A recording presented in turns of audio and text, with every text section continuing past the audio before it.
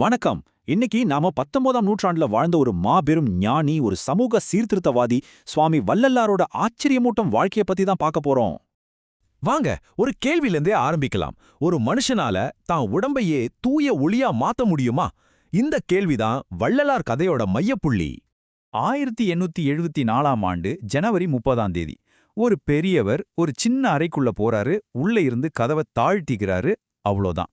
அதுக்கப்புறம் அவரை யாருமே பார்க்கல. ஒரு ஆழமான மர்மத்தை மட்டும் நமக்காக விட்டுட்டு போயிட்டார். அப்போ யார் இந்த வள்ளலார்? எப்படி ஒரு மனுஷனால இப்படி ஒரு விஷயம் சாத்தியம்னு நம்ப முடிஞ்சது? இத புரிஞ்சுக்கணும்னா நாம அவரோட வாழ்க்கை பக்கங்களை கொஞ்சம் திருப்பி பார்க்கணும். சரி வாங்க, முதல்ல அவரோட அடிப்படை குணத்தை புரிஞ்சுக்கலாம். அது ஒரு சாதாரண கருணை இல்ல, ஒரு ஒப்பற்ற ஒரு புரட்சிகரமான கருணை உணர்வு. இந்த ஒரு வரிய பாருங்களேன். இது வெறும் கவிதை இல்ல. வாடிப்போன ஒரு செடியோட வழிய கூட தன்னோட வழியா உணர்ந்த ஒரு மனசிலிருந்து வந்த வார்த்தைகள். அதுதான் வள்ளலாரோட கருணை. இந்த தத்துவத்துக்கு அவர் வச்ச பேரு தான் ஜீவகாருண்யம். சிம்பிளா சொல்லணும்னா, மத்த உயிர்களோட துயரத்தை நீக்கிறது தான் கடவுளை அடையறதுக்கான ஒரே திறவுகோல். கருணை தான் அந்த சாவி. ஆனா வள்ளலாரை பொறுத்த வரைக்கும் கொள்கையெல்லாம் சும்மா பேச்சோட நின்னுடக்கூடாது. அது செயல்ல தெரியணும். பசியால வாடுற மக்களோட துயரத்தை போக்கணும். அந்த எண்ணத்தோட வெளிப்பாடு தான் இந்த சத்திய தர்மசாலை. யோசிச்சு பாருங்க. 19ஆம் நூற்றாண்டு சாதி வெறி தலைவிரிச்சு ஆடின காலம். அந்த நேரத்துல யாரு நீங்க, என்ன மதம், என்ன சாதின்னு எந்த கேள்வியும் கேட்காம பசியோட வர்ற எல்லாருக்கும் உணவு போட்ட ஒரு இடம். இது வெறும் அன்னதானம் இல்ல, அது ஒரு மாபெரும் சமூக புரட்சி. உண்மையிலேயே நம்ப முடியல. 1867ல அவர் மூட்டுன அடுப்பு இன்னைக்கு வரைக்கும் அணையவே இல்ல. 150 வருஷத்துக்கு மேல பசியோட வர்றவங்களுக்கு சாப்பாடு கொடுத்துக்கிட்டே இருக்கு. இதுதான் வள்ளலார் விட்டுட்டு போன உண்மையான சொத்து, உண்மையான மரபு. இந்த கருணை உணர்வு, இந்த ஜீவகாருண்யம் அவரை மதங்களோட எல்லைகளை தாண்டி யோசிக்க வச்சது. அது எப்படி ஒரு புது தத்துவமா மாறுச்சுன்னு இப்ப பார்க்கலாம். அவரோட பாதைக்கு அவர் வச்ச பேரு சமரச சுத்த சன்மார்க்கம். அதாவது எல்லா மதத்துக்கும் பொதுவான ஒரு தூய்மையான பாதை.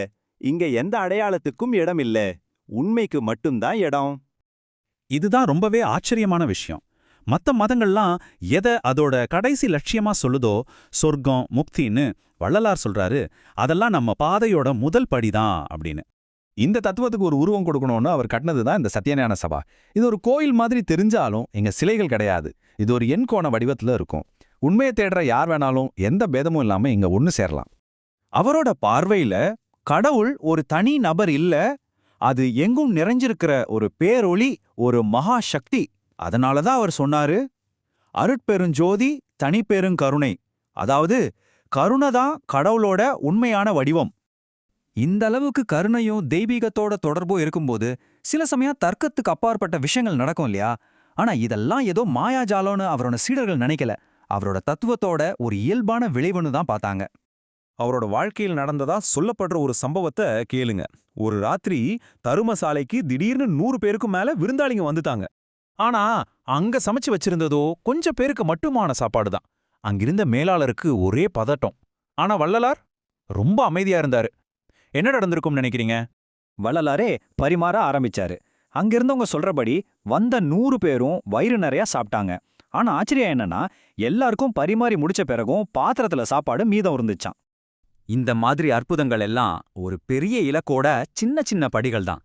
அதுதான் மனித உடல் அடையக்கூடிய கடைசி நிலை, மரணமில்லா பெருவாழ்வு.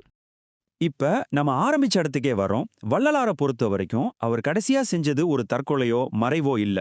அது பல வருஷ தவம், கருணை, தியானத்தோட உச்சக்கட்டம். இந்த அழியக்கூடிய உடலை அழியாத ஒளி உடலா மாத்திர ஒரு அறிவியல் நிகழ்வு. இந்த நிலையை அடையறதுக்கு அவர் ரொம்ப தெளிவான 2 வழிகளை சொன்னாரு. ஒன்னு பரோபகாரம், அதாவது எந்த பிரதிபலனும் எதிர்பார்க்காம மத்த உயிர்களுக்கு சேவை செய்யறது. 2வது சத்விசாரம், அதாவது நான்கிற அகந்தையை அழிக்கிறதுக்கு தொடர்ந்து சுய விசாரணை செய்யறது. அவர் நம்ம கண்ணுக்கு தெரியாம போயிருக்கலாம். ஆனா அவர் விட்டுட்டு போன விஷயங்கள் இன்னைக்கும் ஒரு பெரிய வெளிச்சமா எழிஞ்சிட்டுலாம் இருக்கு. அவரு நமக்கு என்னவெல்லாம் விட்டுட்டு போயிருக்கார்? 6000க்கும் மேற்பட்ட தெய்வீக பாடல்கள் அடங்கிய திருவருட்பா, 150 வருஷமா பசிப்பிணி போக்குற அந்த தர்மசாலை, மதங்களையெல்லாம் தாண்டிய ஒரு உன்னதமான சுத்த சன்மார்க்கம், அப்புறம் ஒளியையே தெய்வமா வழிபடுற அந்த சத்திய ஞான சபை. ஆக வள்ளலாரோட கதை நமக்குள்ள ஒரு ஆழமான கேள்வியை எழுப்புது. மனுஷனோட கருணைக்கும் அவனோட சக்திக்கும் ஒரு எல்லை இருக்கா, இல்ல நாம நினைக்கிறத விட நம்மால இன்னும் பல மடங்கு பெரிய விஷயங்களை சாதிக்க முடியுமா? யோசிச்சு பாருங்க.